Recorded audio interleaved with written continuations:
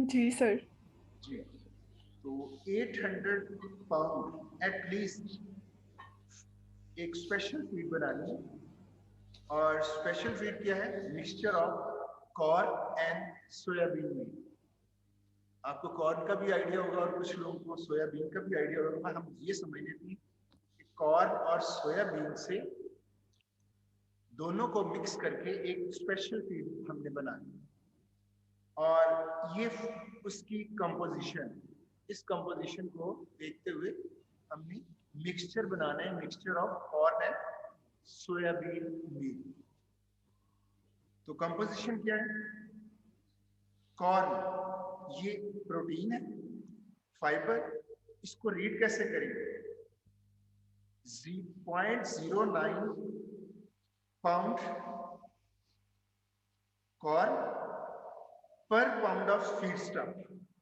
अब इसको अगर आप रीड करें तो 0.09 आपके पास कॉर्न की क्वांटिटी है।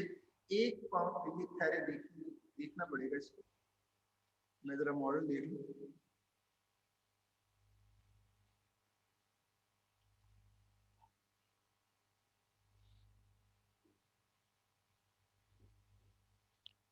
जी, ये थोड़ा सा डिफरेंट है। टेबल जरा थोड़ा सा रिवर्स दिया हुआ है। देखिए आप, जो आपके पास फिजिकल क्वांटिटी है वो कॉर्न की होगी। तो 1 पाउंड अगर आप कॉर्न लेते हो तो उसके अंदर प्रोटीन कितनी है? तो ये एक, इस साइड पे आपकी ना इंफॉर्मेशन इस तरह से होगी। 1 पाउंड कॉर्न के अंदर प्रोटीन है 0.09 पाउंड, और फाइबर है उसके अंदर 0.02 पाउंड फाइबर। तो आप कह सकते हो कि अगर मेरे पास 1 पाउंड कॉर्न है तो उसके अंदर प्रोटीन की क्वांटिटी कितनी है और फाइबर कितनी है? प्रोटीन है 0.09 और फाइबर है 0.02। और इस कॉर्न, जाहिर है परचेज कॉर्न की जाएगी, प्रोटीन तो फिजिकली एग्जिस्ट नहीं कर रही होती, किसी ना किसी फीड के अंदर मौजूद होती है उसकी क्वांटिटी। तो 0.30 डॉलर पर पाउंड ये कॉस्ट है कॉर्न की। इसी तरह सोयाबीन में 0.6 पाउंड प्रोटीन है और 0.06 फाइबर है। तो आप कह सकते हो इसको, प्रीवियसली तो हमें इंफॉर्मेशन थोड़ी सी डिफरेंट मिल रही थी, ये इसकी कंपोजिशन दी है। 1 पाउंड कॉर्न में, यानी यूनिट कॉर्न में, प्रोटीन इतने पाउंड है और फाइबर इतने पाउंड है। और 1 पाउंड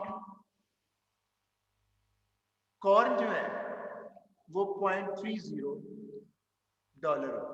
इसी तरह सोयाबीन के 1 पाउंड में 0.6 पाउंड प्रोटीन, 0.06 पाउंड फाइबर। जी, यहां तक तो इश्यू नहीं है, बताइएगा please. No no sir. Sir. और इसके अंदर ये कॉस्ट इधर आई हुई है। और डाइटरी रिक्वायरमेंट क्या है स्पेशल फीड की? कि उसमें एटलीस्ट, जाहिर है ये जो मिक्सचर बनाना है हमने, तो किसी ना किसी पर्पस के लिए होगा। ये फीड जिसके लिए बनाई जा रही है, तो न्यूट्रिशन ने उसके लिए क्या सजेस्ट किया है? उसने सजेस्ट किया कि 30% उसमें प्रोटीन होनी चाहिए एटलीस्ट, और 5% फाइबर होना चाहिए एट मोस्ट। तो at least 30% protein, at most 5% fibre, ये जो मिक्स करके उसको फीड को बनाएंगे, ये उसकी रिक्वायरमेंट है। तो डाइटरी रिक्वायरमेंट भी हमारे पास है।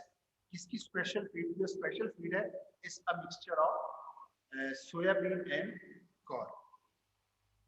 और उजाक फार्म की ख्वाहिश क्या है कि वो डिटरमिन करना चाह रहा है daily minimum cost feed mix. जी बताइएगा, इश्यू तो नहीं है? यहां तक समझ आ गई? जी सर, आ गई। अब हमने स्टडी कर लिया प्रॉब्लम को। इसके लिए हमने देखना है कि डिसीजन वेरिएबल्स, कितने डिसीजन वेरिएबल्स चाहिए इसके लिए? 2 2 सर। सर। 2। कौन कौन से, किस किस के लिए चाहिए? एक प्रोटीन के कॉर्न लिए एंड और सोयाबीन। फाइबर के लिए। तो मैंने जैसे आपको कहा था कि अगर आप डिसीजन वेरिएबल्स का आपने गेस करना है, तो एक ट्रिक तो ये है, जो number of feed products. Quantity है जो फिजिकल क्वांटिटी है उसके लिए डिसीजन वेरिएबल है। दूसरा मैंने ये कहा था अगर प्रॉफिट से रिलेटेड प्रॉब्लम है तो देखिए प्रॉफिट किसके ऊपर ले रहे हैं, और अगर कॉस्ट से रिलेटेड प्रॉब्लम है तो देखिए कॉस्ट किसके ऊपर है। देखा जाए तो इधर ये जो $0.3 पर पाउंड कॉस्ट है ये कॉर्न के ऊपर है, और ये आपकी कॉस्ट सोयाबीन के ऊपर है। It means decision variables corn और सोयाबीन के लिए। x1 आप कॉर्न के लिए ले लें और x2 आप सोयाबीन के लिए। तो मैंने कहा था कि ये तो हमने डिफाइन कर दिया कि x1 वेरिएबल हम यूज करेंगे कॉर्न के लिए और x2 सोयाबीन के लिए।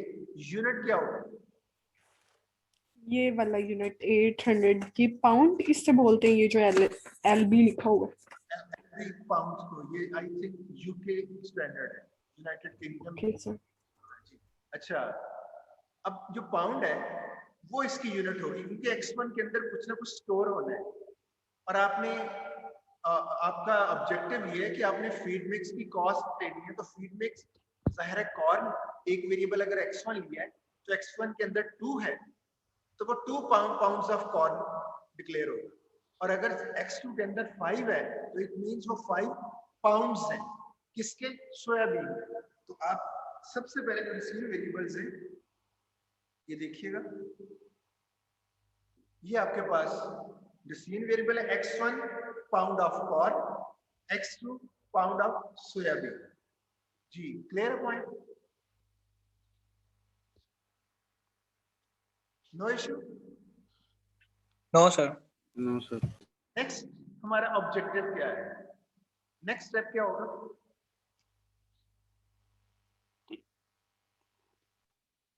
नेक्स्ट स्टेप बताइए। Decision variable. Constraint. No sir objective function बनाना है। यस सर, फार्मूलेट करना है। जी, सबसे पहले ऑब्जेक्टिव फंक्शन बनाएंगे, उसके बाद फिर हम कंस्ट्रेंट्स की तरफ आएंगे।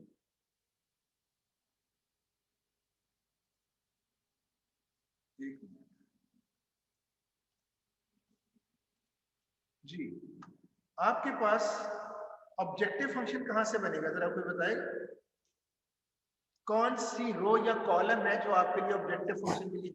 सर कॉस्ट होगी क्योंकि हमने मिनिमम कॉस्ट पे बात करनी है, वो एंड पे लिखा हुआ है। जी बिल्कुल, आपका ये जो कॉस्ट है कॉलम, ये कॉर्न और सोयाबीन के ऊपर है, और आपका ऑब्जेक्टिव भी ये है कि आपने मिनिमम कॉस्ट प्रॉब्लम है आपका, तो ये कॉलम आपकी हेल्प करेगा। तो उसी तरह unitary method mean 1 pound corn की प्राइस क्या है? 0.30। ये देखिएगा x1 corn quantity in pounds और x2 हमने ले लिया कॉर्न क्वांटिटी इन पाउंड्स। तो सबसे पहले आप लेके आएंगे cost of 1 pound of corn. ये तो आपको इधर यूनिट कॉस्ट मिलेगी। इधर कौन सा वेरिएबल आएगा? Cost of x1। ये लीनियर प्रोग्रामिंग है, यहां से आपको इसकी लीनियरिटी पता चलेगी कि लीनियर ये है कि आपने, जैसे मैंने बताया था कि एक ऑरेंज अगर इतने में मिलता है तो 5 कितने में मिलेंगे, तो जनरलाइज करेंगे तो एक ऑरेंज की प्राइस आपके पास है, x ऑरेंजेस की आप कैलकुलेट करना चाह रहे हैं। तो कॉर्न के बारे में x1 में, तो cost of 1 pound of corn 0.30 और x1 पाउंड क्या होंगे? 0.30 x1। सिमिलरली आपने सोयाबीन करना है तो cost of 1 pound of soybean in dollars, ये आपके पास 0.90 है, और इधर क्या आएगा? x2 cost of cost of x2 आपको आ जाएगा 0.90। तो टोटल कॉस्ट कितनी? जाहिर है दोनों चीजें मार्केट से ये परचेज करनी पड़ेगी, तो इसकी कॉस्ट हमारे पास 0.30 x1 है और इसकी कॉस्ट 0.90 x2। तो दोनों को ऐड करेंगे, ये आपके पास ऑब्जेक्टिव, और इसको z के इक्वल कर देंगे। इस साइड पे क्या वर्ड लगाएंगे? Mean, sir. min लगेगा। मिनिमम के बगैर ये क्या शो कर रहा है? सर मिनिमम के बगैर अगर हम लिखेंगे तो वो काफी ज्यादा वैल्यू। सर इनफिनाइट सॉल्यूशंस इसके हो सकते हैं फिर। इसके इनफाइनाइट पेयर्स हो सकते हैं, और वो पेयर उसके लिए डेफिनेशन क्या है, कौन सा पेयर हम इसके अंदर पुट करके जी की वैल्यू लेना चाहेंगे? जो सबसे छोटा होगा हमें उन इनफाइनाइट सॉल्यूशन में से वो निकालना है, इसलिए मीन का वर्ड यूज हुआ है। और सॉल्यूशन कौन सा पेयर होगा? तो जो सारी कंस्ट्रेंट को सेटिस्फाई करेगा। सर मिनिमम ऑप्टिमल सॉल्यूशन कह रहे हैं। नहीं नहीं, बिल्कुल जो अभी बात हुई है ना, जो सारी कंस्ट्रेंट्स को सेटिस्फाई करे, और वो सारी कंस्ट्रेंट्स Simultaneously. अभी तो हमने कंस्ट्रेंट्स नहीं बनाई, लेकिन सॉल्यूशन वही होगा जो सारी कंस्ट्रेंट्स को सेटिस्फाई करे, वो होंगे इनफाइनाइट। तो ये इनफाइनाइट जी देगा, लेकिन हमारा ऑब्जेक्टिव है उनमें से उस पेयर को लेना जो मिनिमम होगा, इसलिए हम इसके Minimum साथ गार्ड बिठा देंगे मिनिमम का, और वो क्या करेगा, जितने भी इनफाइनाइट सॉल्यूशंस होंगे उनमें से मिनिमम ऑप्ट कर देगा। अभी तो हम फॉर्मुलेशन कर रहे हैं, जब हम इसको सिंप्लेक्स से सॉल्व करेंगे तो सिंप्लेक्स हमें ये काम करके दे दे। जी कोई इश्यू तो नहीं यहाँ तक? No sir, clear. No sir. अब ऑब्जेक्टिव फंक्शन बन गया। अब बात आ गई है कंस्ट्रेंट्स की। कंस्ट्रेंट्स के लिए देखते हैं, पहली स्टेटमेंट ये थी कि Ozark farm needs at least 100 pound of feed a day। Feed क्या है? Mixture of soybean and corn, और सोयाबीन भी हमें अभी नहीं पता कितनी है, कॉर्न भी नहीं पता कितनी है, लेकिन हमें ये पता है कि कॉर्न के लिए x1 वेरिएबल है और सोयाबीन के लिए x2 वेरिएबल है। और क्योंकि दोनों के बारे में कहा जा रहा है, ये जो फीड है ये फीड मिक्स है, तो कहा जा रहा है Ozark farm को कितनी फीड बनानी है? At least 800 pounds. तो क्या कंस्ट्रेंट बननी चाहिए?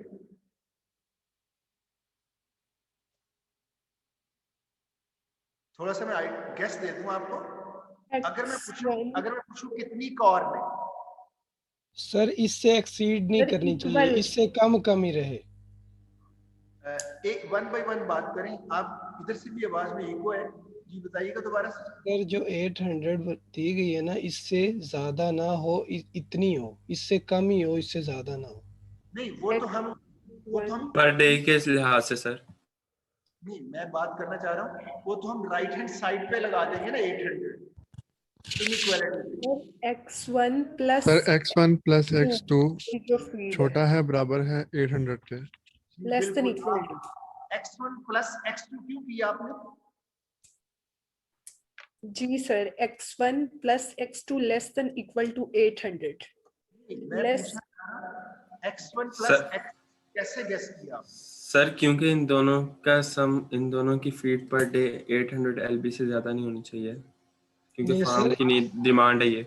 आपकी फीड है mixture of corn and soybean. Corn है x1 और सोयाबीन की है x2। अभी तो आपके पास यही इंफॉर्मेशन है ना, कॉर्न के लिए आपने x1 स्पेसिफिक किया हुआ है और x2 आपने सोयाबीन के लिए किया हुआ है। तो आप x1 प्लस x2 करें तो ये टोटल फीड बन जाएगी। क्यों?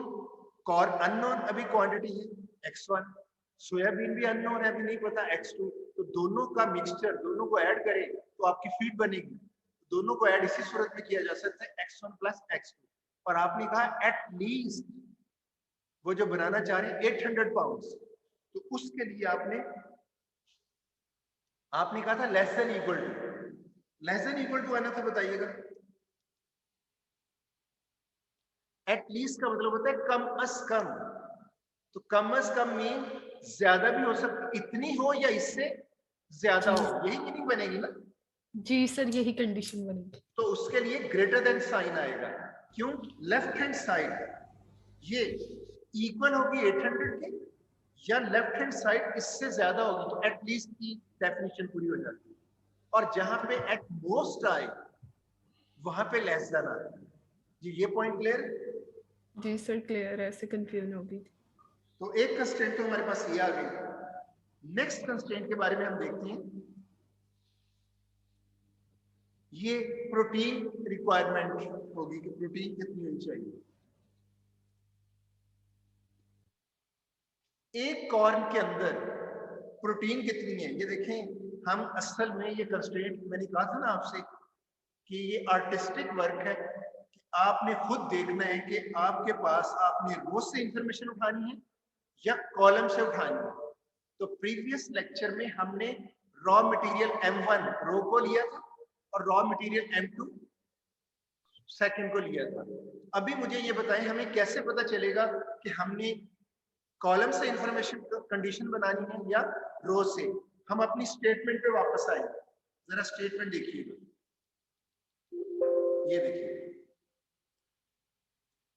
डाइटरी रिक्वायरमेंट क्या है, एटलीस्ट 30% प्रोटीन और एटमोस्ट 5% फाइबर। इट मींस एक कंस्ट्रेंट प्रोटीन की होनी चाहिए। जाहिर है प्रोटीन किसमें है, वो कॉर्न में भी है और सोयाबीन में भी है, और हमें ये रेस्ट्रिक्शन लगाई गई है कि हमारी प्रोटीन एटलीस्ट 30% होनी चाहिए। तो हमारी कंडीशन ये होगी कि देखेंगे दोनों जो फीड है कॉर्न और सोयाबीन में उसमें कितनी प्रोटीन है, और वो प्रोटीन को आप इनइक्वालिटी के जरिए बाउंड करेंगे कि वो 30% से ज्यादा ना हो।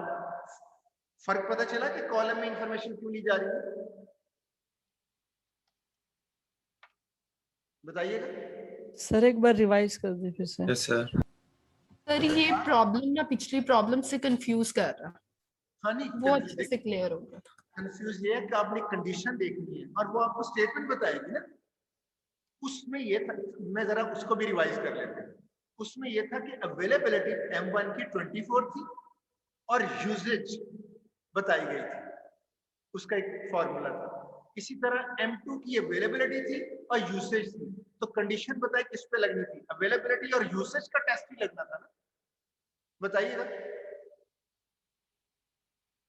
कंडीशन, अब पिछले प्रॉब्लम की बात कर रहा हूं, M1 constraint, M1 raw material, availability 24, वो राइट हैंड साइड और यूसेज ये है। तो कंडीशन इस रो से लगनी थी या M2? M1 से रिलेटेड एक कंस्ट्रेंट बननी थी, रो से लगी थी। रो से रिलेटेड कि M1 इतनी अवेलेबल है और इतनी यूज हो रही है, तो कंडीशन आपकी कंस्ट्रेंट आपकी रो बननी चाहिए। इसी तरह M2 के बारे में भी इंफॉर्मेशन यही थी कि अवेलेबल 60 और यूसेज, इसके ऊपर एक कंडीशन। अगर आप इसको कॉलम में देखें तो आपको एक साइड तो मिलेगी, उसकी राइट हैंड साइड भी मिलेगी। तो आपको कंडीशन के लिए दोनों चीजें चाहिए, लेफ्ट हैंड साइड भी चाहिए और राइट हैंड साइड भी चाहिए, तो तभी कंडीशन बनती है ना। तो प्रीवियस प्रॉब्लम में M1 में अवेलेबिलिटी 24, यूसेज, इन दोनों के दरमियान आपने एक कंडीशन बनाई, तो रो के ऊपर एक कंडीशन लगी। आप कॉलम में जरा लेक्चर के बाद देख लीजिएगा, कॉलम से इंफॉर्मेशन गेट करके देखिएगा बनती है या नहीं। कॉलम में क्या हो जाएगा, कॉलम में मैं अभी बता देता हूँ, अगर कुछ स्टूडेंट्स फोकस्ड हैं जरा मेरी बात सुनिएगा। कॉलम का एक्सटीरियर पेंट, एक्सटीरियर पेंट में कॉलम में ये इंफॉर्मेशन थी, इतना M1 यूज हो रहा है, एक इंफॉर्मेशन, और उसी कॉलम में सेकंड एंट्री थी, इतना M2 यूज हो रहा है। तो एक्सटीरियर पेंट के एक यूनिट में इतना M1 यूज हो रहा है और इतना M2 यूज हो रहा है, ये तो चलो होगी left hand side. Right hand side क्या बनेगी, एक्सटीरियर पेंट का तो अभी हमें पता ही नहीं, फॉलो कर रहे हैं कि ये इंफॉर्मेशन कॉलम से आपको नहीं मिल सकती। फिर से सुनिए, एक्सटीरियर का कॉलम था, हम कहेंगे एक यूनिट के अंदर M1 इतनी है वेरिएबल की फॉर्म में, और M1 रॉ मटेरियल इतना है और M2 रॉ मटेरियल इतना है, ये तो बन गई लेफ्ट हैंड साइड। तो एक्सटीरियर पेंट का अभी अननोन क्वांटिटी है, वो तो कहीं भी कोई कंडीशन अवेलेबल नहीं है, तो हमें राइट हैंड साइड कहां से मिलेगी, तो ये कंडीशन नहीं बनती। रो को ले तो कंडीशन बनेगी, रो के अंदर M1 से रिलेटेड रॉ मटेरियल M1 था, 24 अवेलेबल, यूजेज ये, तो लेफ्ट और राइट दोनों साइड से, और एक कंडीशन मीट कर सकते कि आपकी अवेलेबिलिटी के अंदर की यूजेज होनी चाहिए, ये कंडीशन बन सकती। तो आपकी कंडीशन रॉ मटेरियल M1 बनेगी, एक्सटीरियर पेंट नहीं बनेगा, कॉलम एक्सटीरियर पेंट कॉलम नहीं बनेगा। जी जरा माइंड, ये पॉइंट क्लियर हुआ, बताइएगा। ये अभी भी कंफ्यूज है, सर अभी भी कंफ्यूज हैं बहुत। अच्छा मैं स्टिल कंफ्यूज्ड। आपके माइंड में ये डेटा है कि जो टेबल प्रीवियस लेक्चर में हमने लिया था वही मैं बता रहा हूँ, माइंड में टेबल सामने ले रहे हैं। अगर आपके पास लैपटॉप है उसको ओपन कर लीजिए। सर कर लिया। मैं ओपन कर दूं, मैं ओपन कर, यस सर आप यस open सर करें। आप कर दे। ये पॉइंट इसलिए जरूरी है आपको समझना कि कॉलम से इंफॉर्मेशन चाहिए या उसके बगैर गुजारा नहीं। तो मैं अभी उस इंफॉर्मेशन की तरफ जाता हूँ।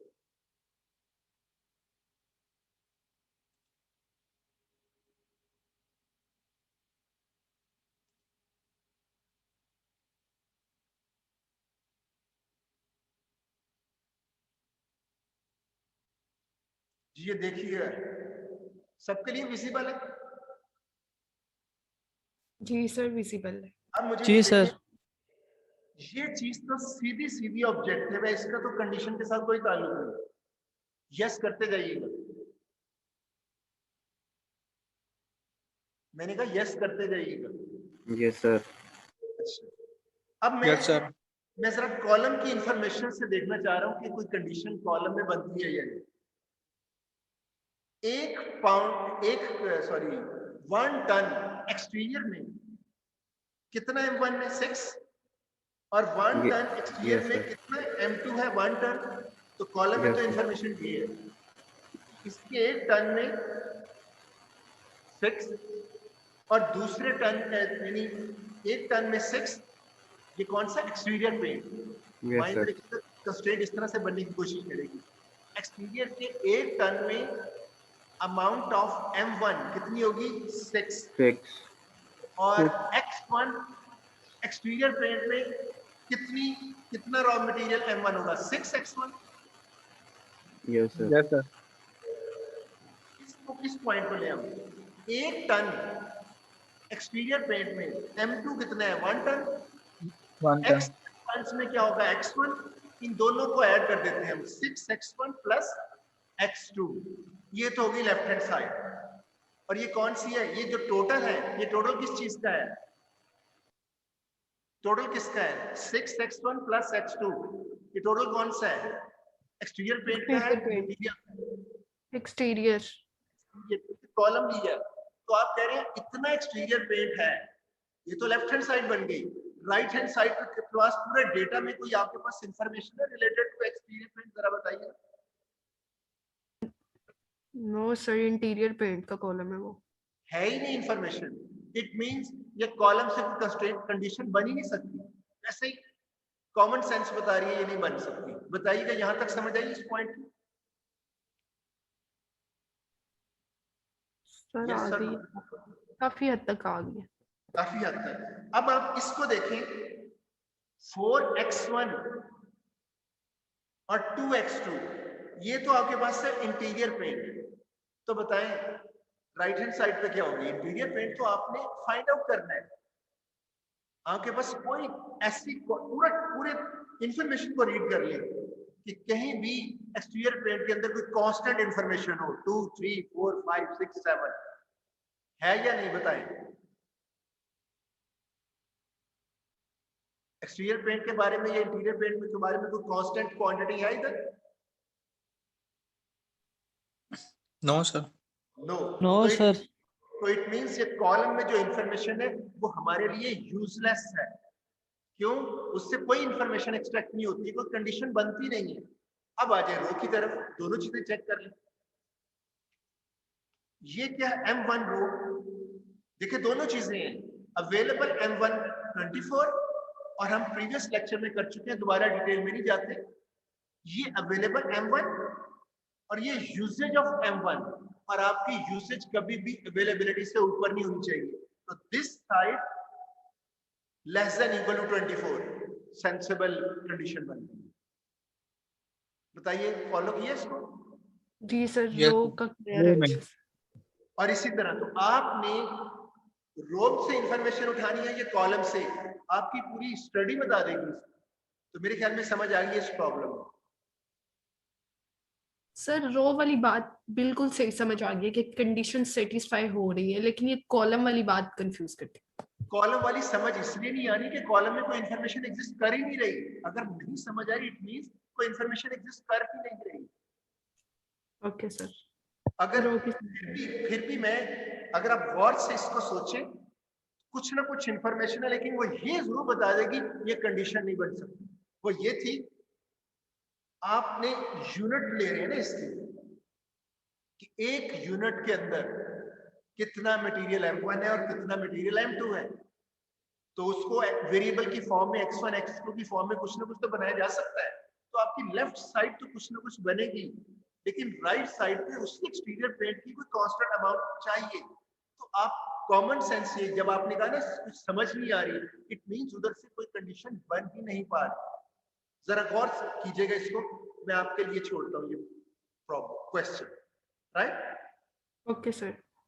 तो Okay, आप रो के अंदर सारी इंफॉर्मेशन, अब मैं यही चीज डाइट प्रॉब्लम में कॉलम और रो दोनों को चेक करती है, ताकि आपको अभी ये प्रॉब्लम का इशू रिजॉल्व हो।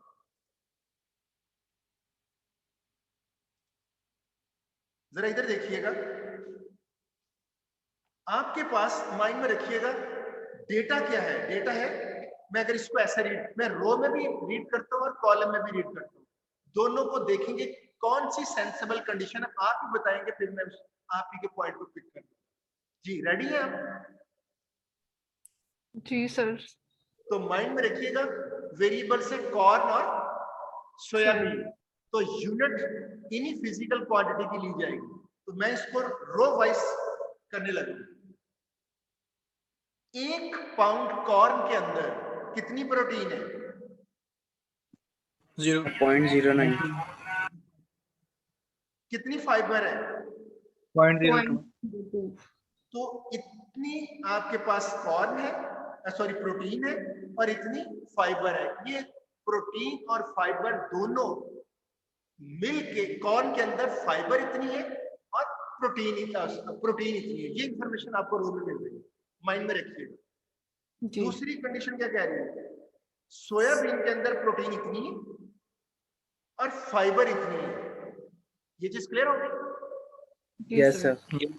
अब देखें, हमें अगर इधर से मिलेगी तो वो क्या मिलेगी कि सोयाबीन के अंदर अगर मैं वेरिएबल की फॉर्म में बात करूं तो इसका और इसका सम लेंगे, यानी प्रोटीन और यानी हम कहेंगे एक कॉर्न के अंदर कितनी प्रोटीन है, कितनी।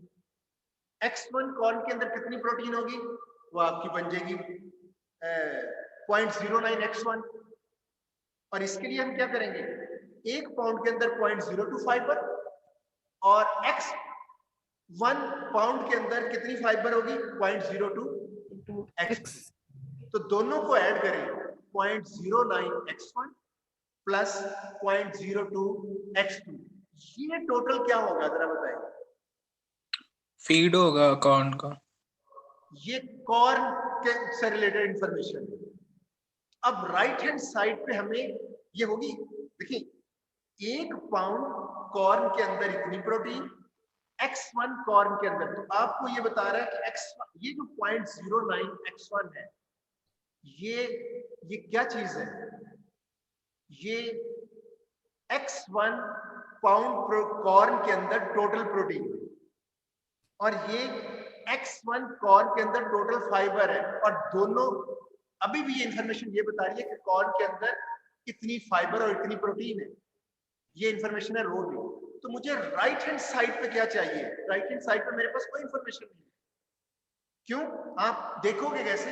आप पूरे डेटा के अंदर कोई देखोगे क्या चीज है। इधर क्या दी गई है? At least 30% protein and at most 5% fibre. मतलब पूरे प्रॉब्लम में फीड मिक्स के अंदर कंडीशन लगाई गई कि प्रोटीन 30% से ज्यादा ना हो। तो आपने सम अप किसको करना है? प्रोटीन को करना है या कॉर्न को करना है? प्रोटीन और फाइबर को। प्रोटीन को करना है। तो ये इंफॉर्मेशन हमें रो में नहीं मिल रही, क्योंकि रो में हमें क्या मिल रही है? प्रोटीन और फाइबर दोनों का कॉम्बिनेशन मिल रहा है। हमें इंफॉर्मेशन बनानी है प्रोटीन के लिए अलग कंडीशन चाहिए कि वो एटलीस्ट 30% हो फीड मिक्स के अंदर। दोनों का मिक्सचर है फीड मिक्स के अंदर। तो जब दोनों के अंदर प्रोटीन चाहिए तो ये है मिक्सचर और ये प्रोटीन। ये प्रोटीन है इतनी कॉर्न के अंदर और इतनी सोयाबीन के अंदर। इनका टोटल होगा कि ये टोटल प्रोटीन है पूरी फीड के अंदर। जी सेंस बन रही है या नहीं? यस बन रही। सर लेकिन Yes, sir. इसका दूसरा सिनेरियो भी तो बन सकता है, लाइक एक कॉर्न के अंदर इतनी प्रोटीन और इतनी फाइबर और उसकी इतनी एटलीस्ट इतनी होनी चाहिए। और वैसे भी कॉमन सेंस ये कहती है, मेरे पास अगर कोई डाइट है डिफरेंट किस्म की और मुझे कहा गया डॉक्टर ने आपको प्रोटीन इतनी चाहिए, तो मैं कहूँगा इसमें इतनी प्रोटीन है, इसमें इतनी प्रोटीन, इसमें इतनी, मैं इनको मिला के किस तरह से खाऊं कि मेरी वो प्रोटीन की जो रिक्वायरमेंट है वो पूरी हो जाए। तो जाहिर है वो फीड मिक्स के अंदर टोटल प्रोटीन को मैं देख रहा हूँ। समझ रहे हैं इस चीज को? Yes sir. और इसी तरह फाइबर का कहा गया कि मैंने उस जो भी फीड बन रही है, और फीड किसकी बन रही है, कॉर्न प्लस सोयाबीन, तो जो भी फीड बन रही है तो मुझे उसका जो फीड के अंदर टोटल फाइबर है वो 5% से ज्यादा लो। तो आई थिंक दूसरी एग्जांपल और इस एग्जांपल का फर्क समझ आ गया होगा। Yes sir. यस तो सर। अब आपको पता चल गया कि कहां से इंफॉर्मेशन मिलती है। देखिए वन, ये ऑब्जेक्टिव तो बन गए, ये भी कंस्ट्रेंट बन गई है। नेक्स्ट, अमाउंट ऑफ प्रोटीन, देखिए हमने टोटल प्रोटीन 30% की कंस्ट्रेंट है। Amount of protein in 1 pound of corn, और आपको दी भी यही है कि प्रोटीन ये क्या है, इतने पाउंड प्रोटीन है 1 पाउंड कॉर्न के अंदर। तो 1 पाउंड ऑफ कॉर्न में कितनी प्रोटीन है, 0.09। x1 कॉर्न में कितनी होगी, इतनी प्रोटीन। 0.09 x1। ये वो प्रोटीन है जो कॉर्न के अंदर है। और इसी तरह आपने दूसरी कंस्ट्रेंट बनानी है, सॉरी दूसरी, amount of protein in soybean, 1 unit of soybean. तो x2 पाउंड ऑफ सोयाबीन में ये क्या चीज है, ये है सर इसका 30% आएगा, एटलीस्ट 30% आ जाएगा इन दोनों का मिक्सचर, इसकी जो कंस्ट्रेंट बनेगी। आवाज में नॉइज है, दोबारा से बताइए। सर ये कंस्ट्रेंट जो इसका मिक्सचर है, इसका मीन्स इसके आपने कंडीशन दी थी कि एटलीस्ट 30% होना चाहिए, तो इसकी कंस्ट्रेंट बन जाएगी 0.09 x1 plus 0.60 x2 greater than equal to समझ आ रही है 30। सर मुझे ये बता दें, समझ आ रही है? Yes sir. यस सर आ रही। आज इस रूम में आए हैं, मुझे आपकी आवाज सुनने में भी इशू हो रहा है। अगर सिर्फ ये समझ आ, ये पॉइंट मुझे समझ आ रही है आपकी, क्या आपकी तरफ से ये आ रहा है कि आपको समझ आ रहा है। चलिए, ये आपके पास है टोटल प्रोटीन जो फीड मिक्स के अंदर है, और कहा क्या गया है कि 30% से ज्यादा ना हो, एटलीस्ट। जब एटलीस्ट आएगा तो आपको पता है ग्रेटर देन साइन आ जाएगा। और 30% क्या होता है, 30% होता है 30 डिवाइडेड बाय 100। तो 30% of feed mix. Feed mix क्या है, x1 प्लस x2। ये पॉइंट बताइएगा, ये साइड समझ आई है? आ गया सर। Yes sir. यानी जी सर आ 30% गया। Of feed mix. तो 30 डिवाइड बाय 100, इसको जीरोस को क्रॉस कर दे तो 0.3। तो 30% ऑफ फीड मिक्स है x1 प्लस x2। तो ये देखिए, ये थी टोटल प्रोटीन जो फीड मिक्स के अंदर है, और ये एटलीस्ट होनी चाहिए 30% ऑफ फीड मिक्स। दूसरी कंस्ट्रेंट की तरफ चलते हैं, फाइबर के लिए। तो उसी तरह 1 पाउंड कॉर्न में कितना फाइबर है, 0.2। और x1 क्योंकि इसके लिए वेरिएबल है, तो x1 कॉर्न में कितना फाइबर होगा, 0.02 x2। इसी तरह सोयाबीन में 1 पाउंड में 0.06 फाइबर, और x2 पाउंड सोयाबीन में 0.02 x2। टोटल ये फाइबर है टोटल फीड मिक्स में। Yes sir, no? Yes sir. Yes sir.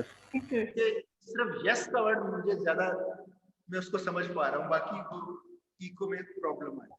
अच्छा, ये है एट मोस्ट 5%। 5% क्या होता है, 0.05% होगा, 5 डिवाइड बाय 100, 0.05।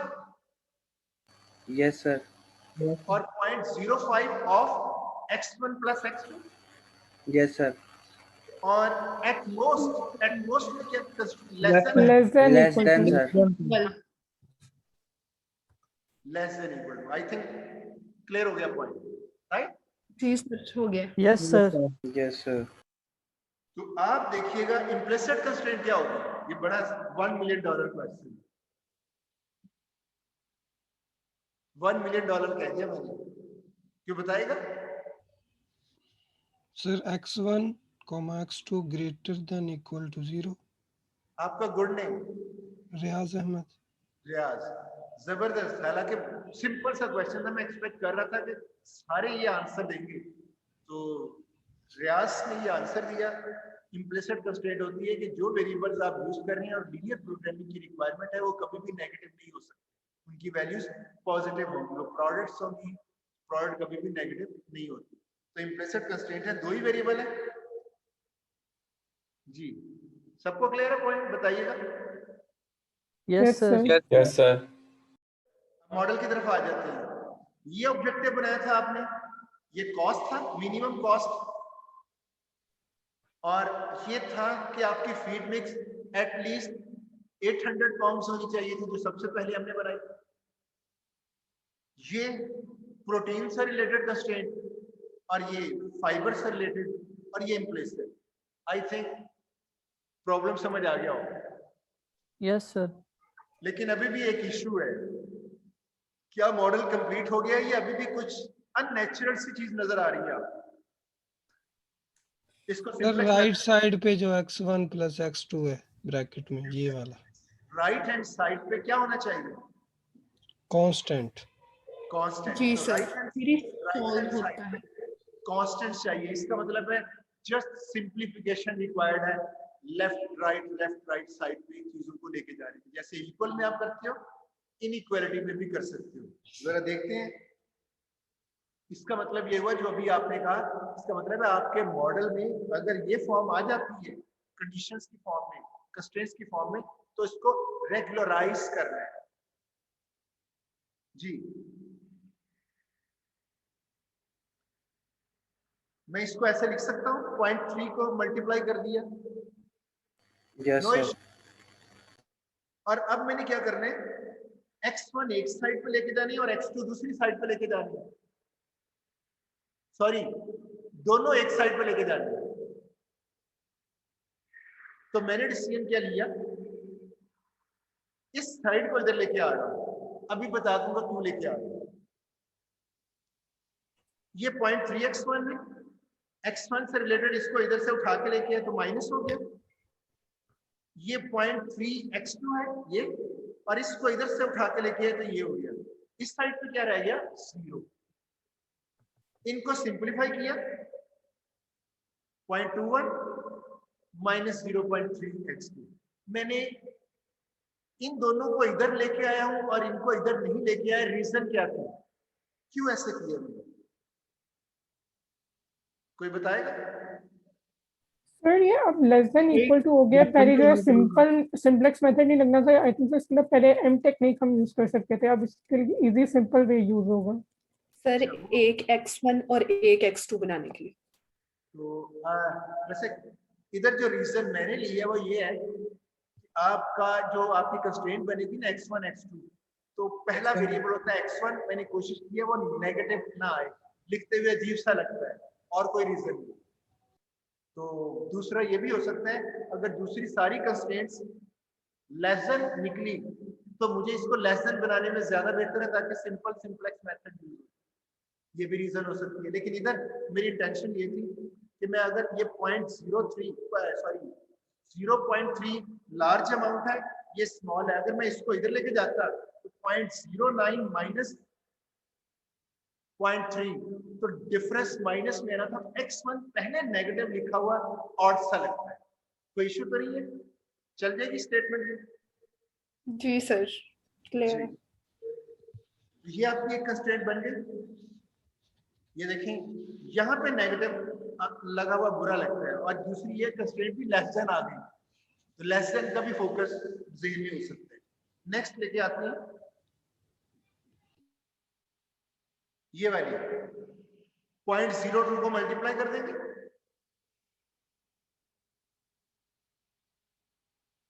फिर मैंने वही किया कि 0.02 इस साइड पे और ये भी 0.06 माइनस कर दिया। सिंप्लीफिकेशन के बाद ये आ गया। रीजन ये थी कि यहाँ पे ग्रेटर देन साइन है, लेकिन मुझे फिर वही ज्यादा इंपॉर्टेंट मेरे लिए था कि यहाँ पे माइनस ना आए। ये कंस्ट्रेंट आ गई। तो बताइएगा अब मॉडल कंप्लीट हो गया? जी सर, हो गया। और अब आप कह सकते हो कि आपको लीनियर प्रोग्रामिंग जो आप फॉर्मुलेशन ऑफ एलपी मॉडल है थोड़ा बहुत आज आपने इंप्रूव किया होगा कि कोई भी सिचुएशन हो कम से कम आपको चीजें ऑब्जेक्टिव फंक्शन तो सबको समझ आ गया होगा, डिसीजन वेरिएबल्स का भी समझ आ गया होगा, ऑब्जेक्टिव फंक्शन लेना भी समझ आ गया होगा, कंस्ट्रेंट्स का थोड़ा सा एक स्टेप आगे हम गए कि रो से इंफॉर्मेशन कैसे लेनी है, कॉलम से लेनी है या रो से लेनी है, ये आपको आपकी प्रॉब्लम स्टेटमेंट बताएगी, गाइड करेगी। तो दूसरा आ गया था राइट हैंड साइड पे वेरिएबल्स, उसको हमने शफलिंग करके इस फॉर्म में ले लिया। तो ये है आपका, अगर देखा जाए आपको मैं ये क्वेश्चन दूं, आपका आंसर सिर्फ ये है। ये जो अभी दरमियान में हमने वर्किंग की थी, जो इंटरमीडिएट कैलकुलेशन है, वो एक रफ वर्क कह लें, लेकिन आपको जो क्वेश्चन दिया गया आंसर सिर्फ ये फ्यू लाइंस। तो मेरे ख्याल में अगर मैं आपको ये क्वेश्चन देता हूं, जी मैंने ये क्वेश्चन दिया, आपने पूरा वर्क करने के बाद फाइनली ये आंसर दिया, एनफ।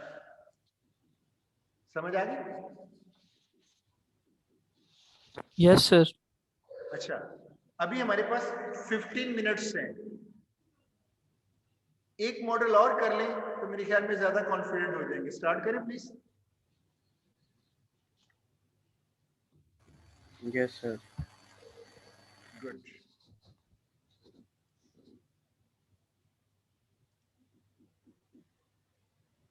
दूसरा ये लास्ट मॉडल हम डिस्कस करेंगे, बाकी फिर मैं आपको कुछ सैंपल्स दे दूंगा। एक लेक्चर में और हम कंप्लीट करने की कोशिश करेंगे कि कितने कौन कौन से एरियाज हैं जिसपे ये लीनियर प्रोग्रामिंग यूज की गई है, ताकि आपको पता चल जाए कि लीनियर प्रोग्रामिंग का स्कोप क्या है।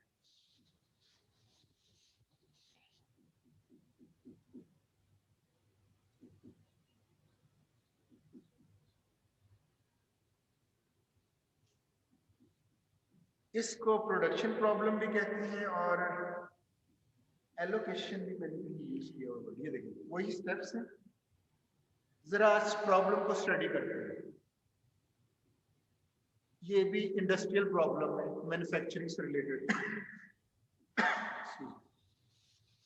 A company has two machines, X and Y.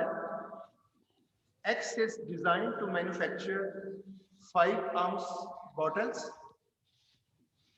Machine Y to manufacture 10-ounce bottles.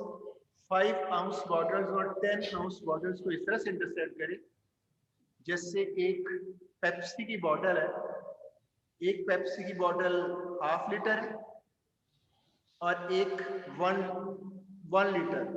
तो एक मशीन 1/2 लीटर बनाने के लिए एक मशीन एक्स मशीन जो है वो फर्ज करें 1/2 लीटर बोतल, छोटे साइज की बोतल्स को, ये एम्प्टी बोतल्स की मैन्युफैक्चरिंग है कि एम्प्टी बोतल जो वो प्लांट जिस पे वो मशीन एक्स मशीन वर्क कर रही है, तो एक्स मशीन 1/2 लीटर बॉटल को मैन्युफैक्चर कर रही है, डिजाइन कर, उसमें कैपेबिलिटी है कि वो 1/2 लीटर बॉटल को डिजाइन कर सकते, मैन्युफैक्चर कर सकते। और एक मशीन वाई है जो उससे बड़ी बॉटल को डिजाइन कर सकते। तो वैसे प्रॉब्लम मुझे ये लीटर और 1/2 लीटर में लेके आना चाहिए था, लेकिन क्योंकि ये इंडियन शायद बुक से मैंने प्रॉब्लम लिया हुआ है, तो उन्होंने आउंसेस, आउंस आप समझते हो, किसी ने सुना है आउंस? No sir. सर सुना तो है पर याद नहीं आ रहा था क्या। तो जैसे वो लिक्विड को देखने के लिए जैसे पाउंड्स होता है, लीटर्स होते हैं, इसी तरह आउंस उसकी छोटी यूनिट है। ये बहुत स्मॉल यूनिट है, 5 आउंसेस। मुझे अब एग्जैक्ट याद नहीं, आप नेट पे जाके अगर सर्च करें तो आउंसेस को मैं ये कह सकता हूँ, ये ग्राम्स या मिलीलीटर की फॉर्म में इसकी कोई ना कोई रिलेशन आपको मिल जाएगी।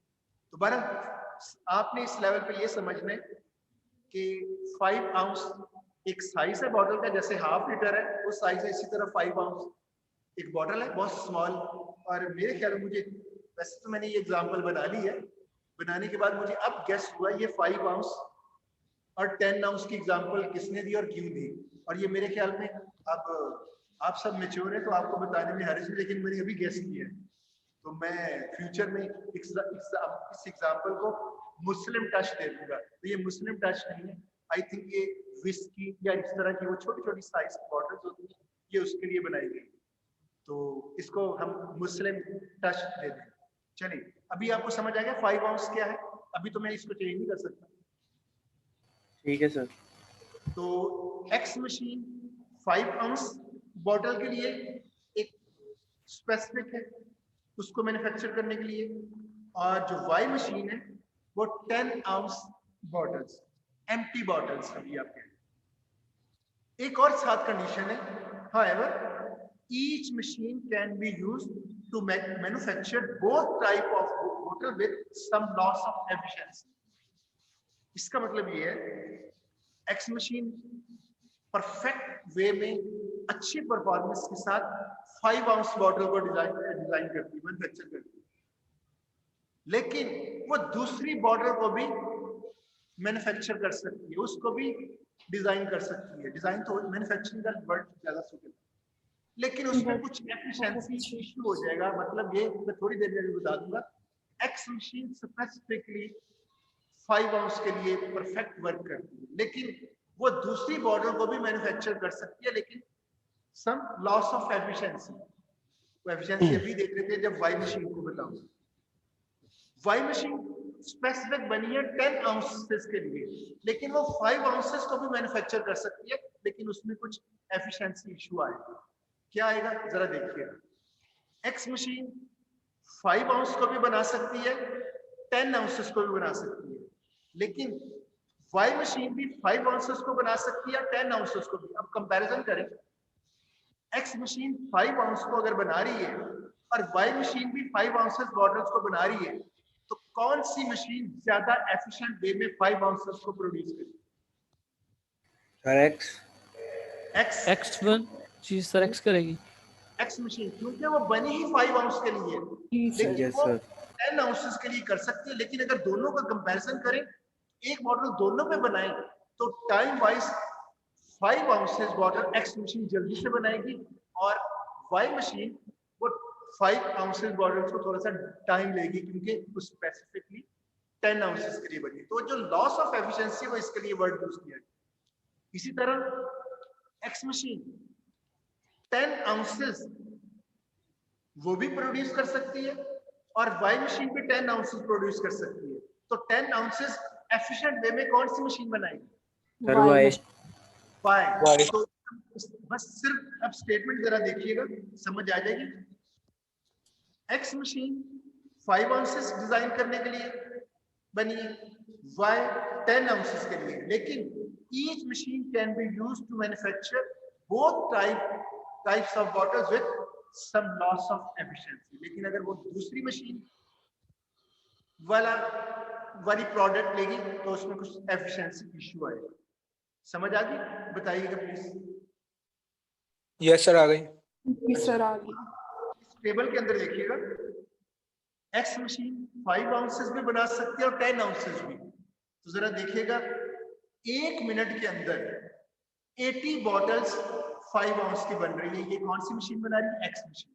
तो एक्स मशीन 5 आउंसेस 1 मिनट के अंदर 80 बॉटल्स बनाती है। चलो इधर रो के अंदर पहले इंफॉर्मेशन देख लेते हैं। क्यों? एक्स मशीन 5 आउंस बॉटल्स भी बना सकती है, 10 आउंस, लेकिन स्पेसिफिकली ये 5 आउंस के लिए। तो देखें, बल्कि हाँ, किस तरह से देखना चाहिए? ठीक है, नहीं, कंपैरिजन इस तरह से बनेगा। कॉलम वाइज देख लेते हैं। अभी मैं सिर्फ आपको प्रॉब्लम स्टेटमेंट समझा रहा हूँ, और कंस्ट्रेंट के लेवल पे ये प्रॉब्लम नेक्स्ट लेक्चर में जाएगा, फिर हम इसको मॉडल करेंगे। जब मैंने कहा है कि 5 आउंस बॉटल एक्स मशीन पे भी बन रही है, वाई पे भी बन रही है, तो जरा कॉलम में देखते हैं इंफॉर्मेशन के। 5 आउंस अगर एक्स मशीन पे बनाए तो वो तो बनी ही, वो डिजाइन ही एक्स मशीन 5 आउंस के लिए है।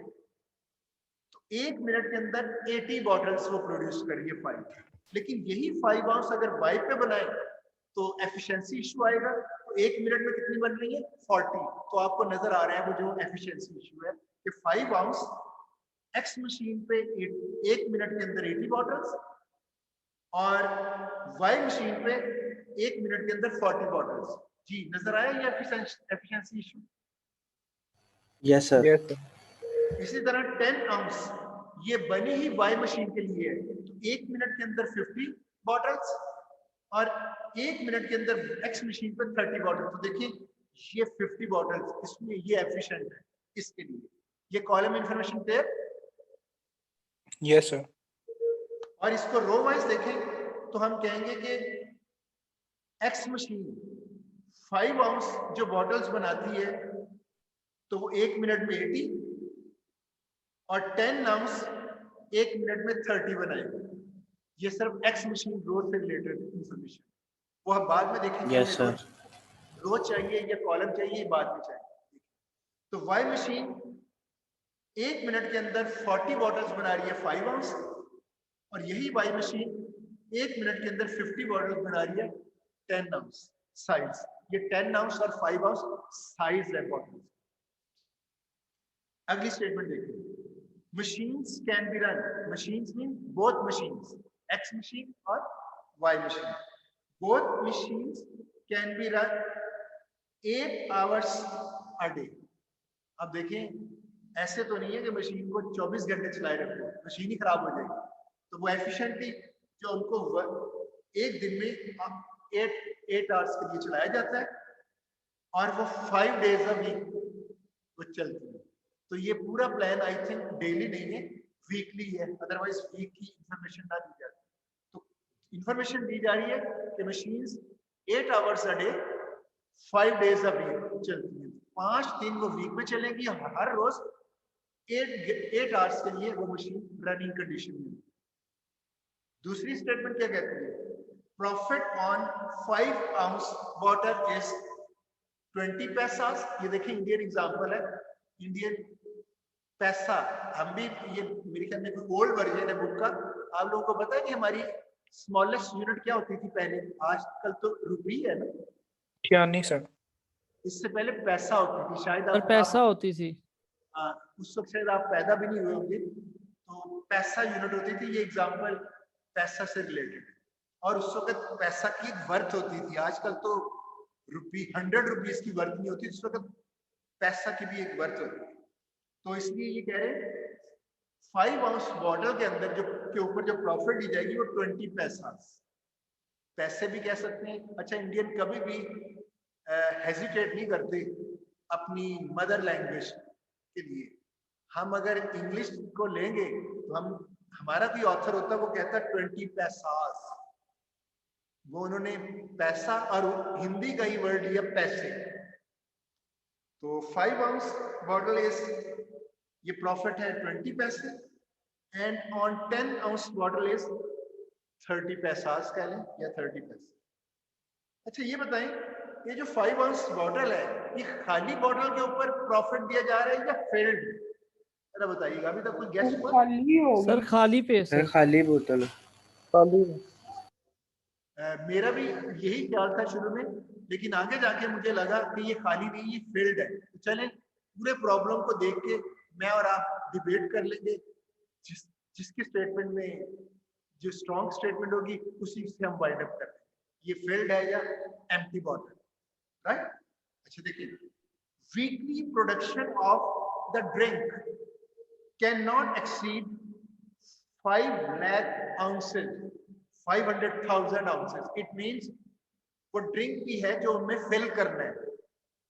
तो ड्रिंक की भी एक क्वांटिटी है कि इतनी क्वांटिटी का ड्रिंक है, और वो क्या है? Weekly production. उसकी वीकली प्रोडक्शन है 500। आप उन्होंने तो ये ड्रिंक विस्की लिया होगा, हम इसको पेप्सी कोला कह रहे हैं, Coke.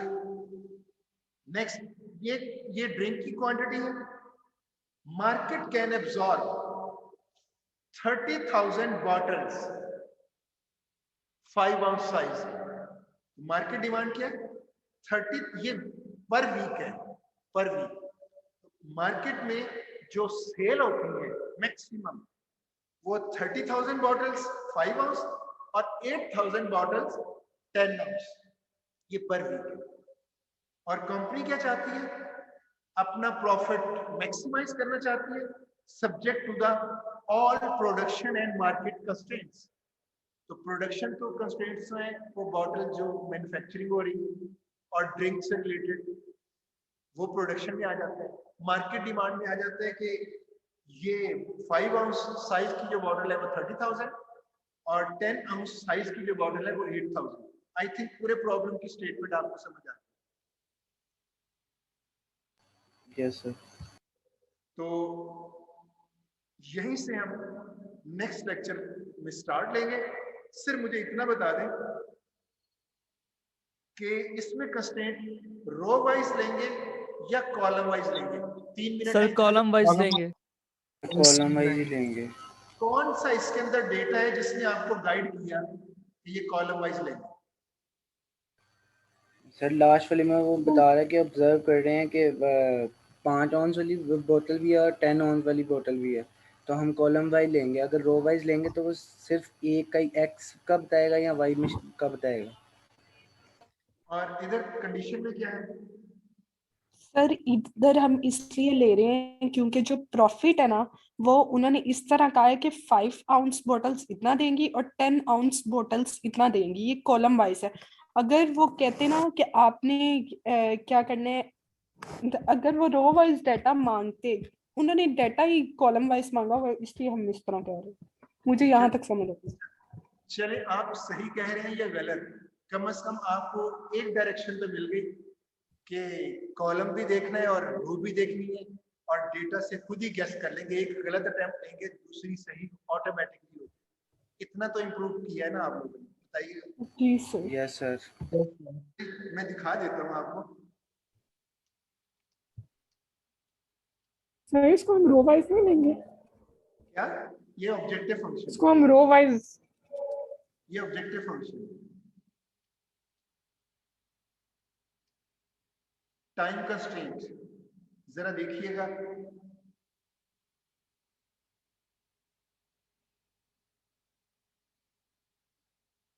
X machine, Y machine, ये डेटा आपके सामने है, जरा देखिएगा क्या हो रहा है। बाद में बताऊंगा। बताएं, रो वाइज लिया या column wise? Row wise. Sir क्यों रो में लिया है। ठहरे, क्यों रो वाइज लिया? देखिए मैन्युफैक्चरिंग हो रही थी एक्स की। सर हम मैन्युफैक्चरिंग का बता रहे थे, एक मशीन कितना करी है तो इसलिए लिया। आपने, आपके पास एक रो है, उसको आप मिसरीड कर गए। वो ये थी कि वो मशीन 8 आवर्स अ डे और 5 डेज, सॉरी एक दिन, हाँ एक दिन में 8 घंटे और वीक में 5। तो टोटल, क्योंकि मिनट प्रॉब्लम है तो यूनिट को अगर यूनिट को चेंज करें और सबको मिनट्स में ले आए तो 8 घंटे एक दिन में। मिनट्स क्या होंगे? 8 मल्टीप्लाई बाय 60 और 5 days multiply by 5, 24 minutes machine एक वीक में चलती है। और एक्स मशीन ये रो में इतनी बॉटल्स बना रही है एक वीक में, और वो कैपेसिटी जो है, जो रनिंग कंडीशन है मशीन की, इतने मिनट्स है। तो मैंने कहा था ना कि एक अटेम्प्ट आप लोगे, कम से कम गलत ट्रैक पे जाओगे, पता जरूर चल जाएगा कि ये इंफॉर्मेशन गलत है। अब बताएं कॉलम में कहां से इंफॉर्मेशन आपको राइट हैंड साइड की मिलती है? वो तो 5 आउंस से रिलेटेड है, और आपके पास मशीन वर्किंग है कि एक्स मशीन की ये वर्किंग है इतने आवर्स और वाई मशीन की इतनी वर्किंग है, ये इंफॉर्मेशन आपके पास है। तो जब एक्स मशीन की वर्किंग का टाइम आपके पास है, वाई का टाइम है, तो एक्स की कंस्ट्रेंट अलग बनेगी, वो मीट करेगी कि इतने मिनट्स के अंदर ये बॉटल्स कितनी मैन्युफैक्चर करनी है। फॉलो किया पॉइंट को? Yes sir.